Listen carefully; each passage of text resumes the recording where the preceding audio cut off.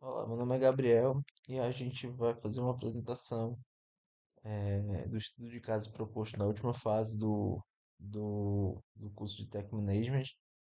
E como solução para o estudo de caso, a gente criou a plataforma Inova Ágil, né, que é uma proposta de estruturação da metodologia ágil, né, eh, como ferramenta de substituição a modelos mais antiquados e talvez um pouco mais lentos de gestão, né, que tem outros impactos, como os resultados finais, enfim. Aqui é a agenda da apresentação, né? O trabalho em PDF também vai estar abordando todos esses temas. Aqui é mais um resumo, né? E a gente fala sobre um ecossistema completo de transformação, né? Uma solução digital integrada que atua como hub central de transformação digital de organizações consolidadas. E aqui são os desafios, né? Lentidão nas entregas, processos manuais, a governança reativa e a resistência cultural.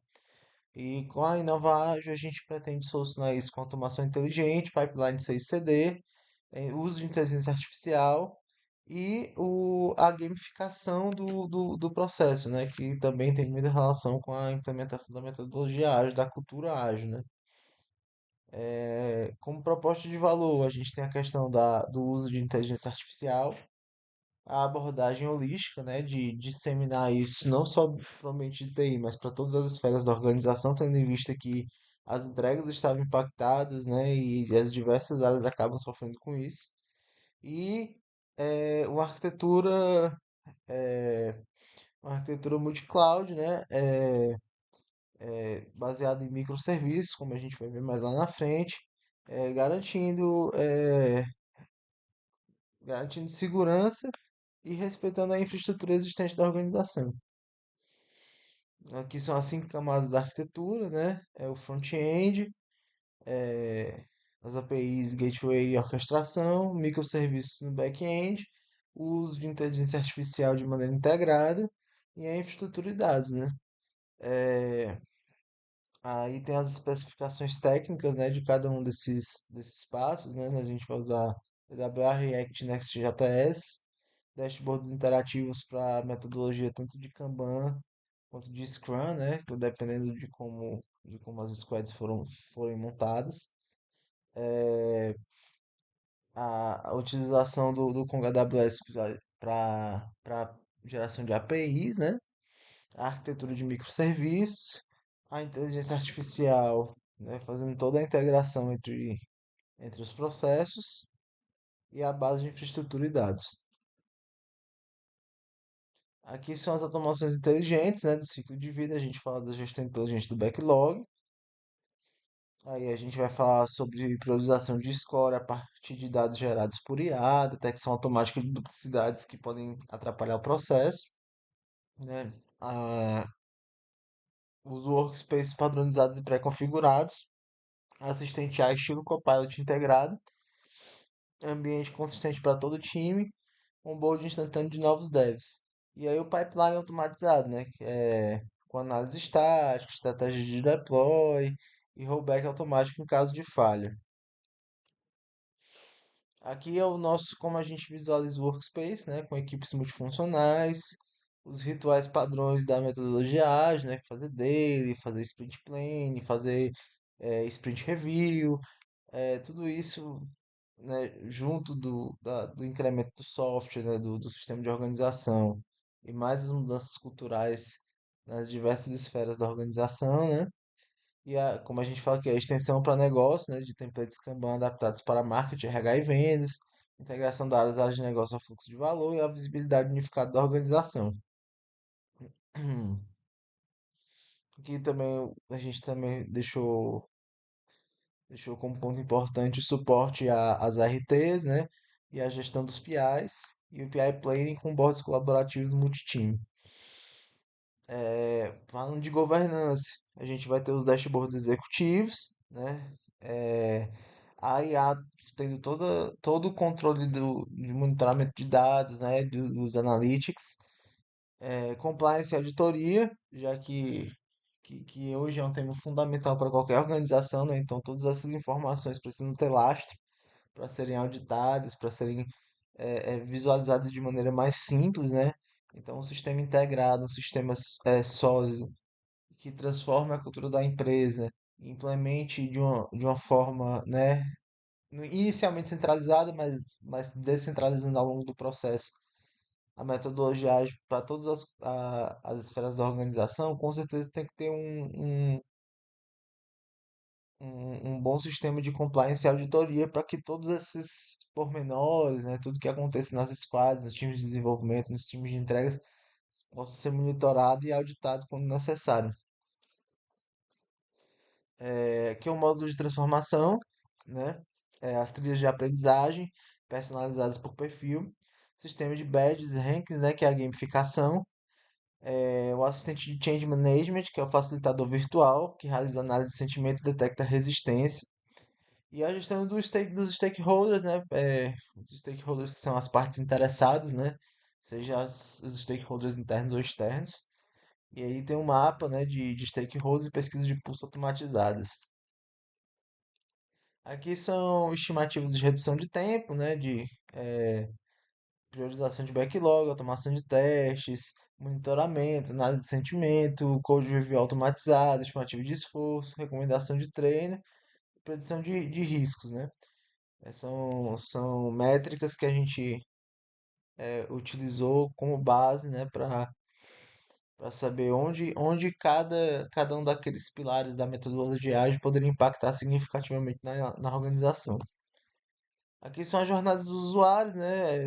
São nomes genéricos que a gente utilizou aqui para falar sobre todas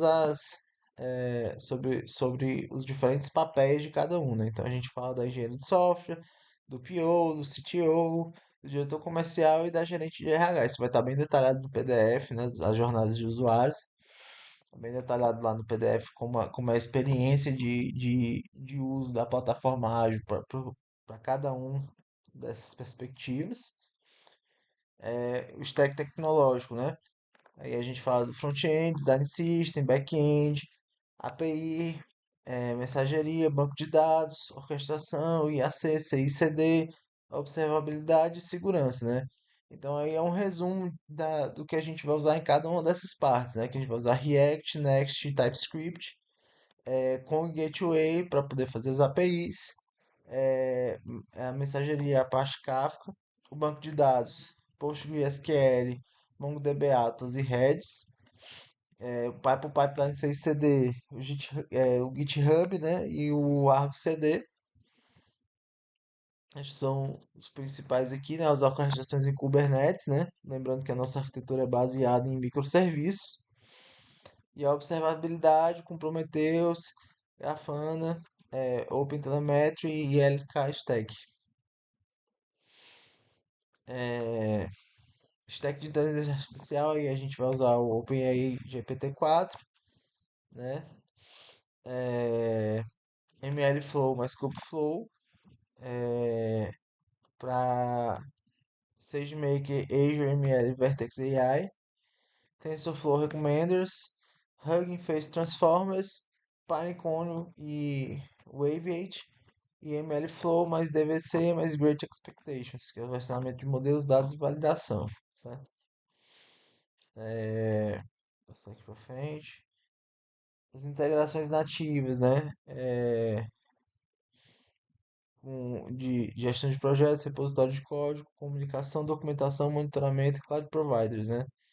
A gente deixou aqui bem resumido, né? Também no PDF tá mais explicado o que cada um vai fazer com mais detalhes, né? O roadmap de implementação do produto, né? Que é a fase 1 é o Discovery, que é de 1 a 4 semanas. A fase 2 é o piloto, né, que é o MVP, a geração do MVP, a integração com Git e o GitHub, os primeiros pipelines e o ajuste fino dos modelos de IA. A fase 3 é a expansão, a fase 4 é o scale e a fase 5 é a otimização, né, que é a melhoria contínua, inovação aberta, novos casos de uso de IA e centro de excelência. A gestão da mudança a gente vai usar o padrão ADKAR, né, que é a estratégia estruturada para garantir a adoção da plataforma. A gente vai falar de consciência, que é comunicar a necessidade de mudança, O desejo que é engajar o time e as equipes para minimizar as resistências individuais e coletivas. O conhecimento, o treinamento na plataforma e novos processos ágeis. A habilidade, que é a mentoria prática e acompanhamento assistido. E o reforço, que é a celebração de vitórias, auditoria e sustentação. Aqui são os OKRs estratégicos, né? Que é acelerar drasticamente a entrega de valor. Os OKRs são, né, digamos assim, os objetivos macros, né? Eles estão acima das iniciativas e todo aquele processo ágil, né? O que fica mais em cima são os OKRs, né? Que o primeiro é acelerar drasticamente a entrega de valor, elevar a qualidade e estabilidade sistêmica e consolidar a cultura ágil e digital da organização. As métricas de elite, de performance de elite, as métricas DORA, né? E aí a gente vai falar método de sob demanda, frequência com que o código é implantado em produção com sucesso, múltiplos deploys por dia. É, lead time for changes, abaixo de 1 hora, tempo necessário para que um commit de código chegue à produção. O time to restore, abaixo de 1 hora, tempo necessário para restaurar o serviço após o incidente ou falha em produção. E o change failure rate, é, entre 0 e 15%, que é a porcentagem depois que caso falhas em produção e exigem correção imediata. Os dashboards por perfil, né? Executivo, gerencial, o time, a infraestrutura e o negócio, né? Então aqui o executivo é a parte estratégica, né? Que é a parte de transformação, time to market e as métricas. O gerencial que cuida da parte tática, que é a eficiência do fluxo, os gargalos e a capacidade. A squad, que vai ficar na parte operacional, né? Cuidando da saúde do sprint, né? Para que o sprint esteja sempre correndo como planejado, que a qualidade dos testes esteja boa, né? E as reviews também elas sejam assertivas, né? E consigam dirimir bem assim qualquer dúvida que tenha ficado ao longo do sprint, né?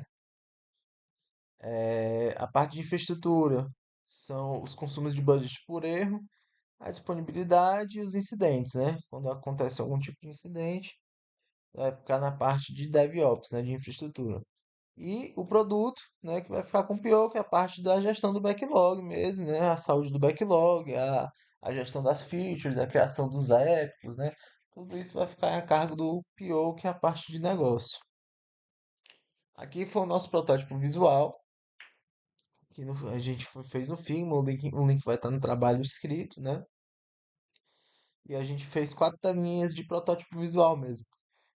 Um de backlog inteligente, um de detalhamento de itens, um de sprint plan e um de análise de time.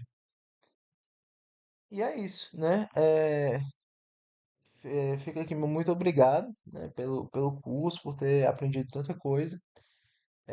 Essa foi uma solução pensada, né, criada ao longo dos meses, né? A gente conseguiu utilizar tudo que a gente fez ao longo de toda a jornada na pós. A gente tentou aplicar aqui um pouquinho de cada, né? E a gente acabou chegando nesse, nesse conceito final, né? É, de Nova Ágil, né? Que seria uma plataforma inicialmente centralizada, mas com o objetivo de descentralizar, né? De implementar a cultura ágil em toda a organização, né? A partir desse software, né? Esse software de acompanhamento e implantação.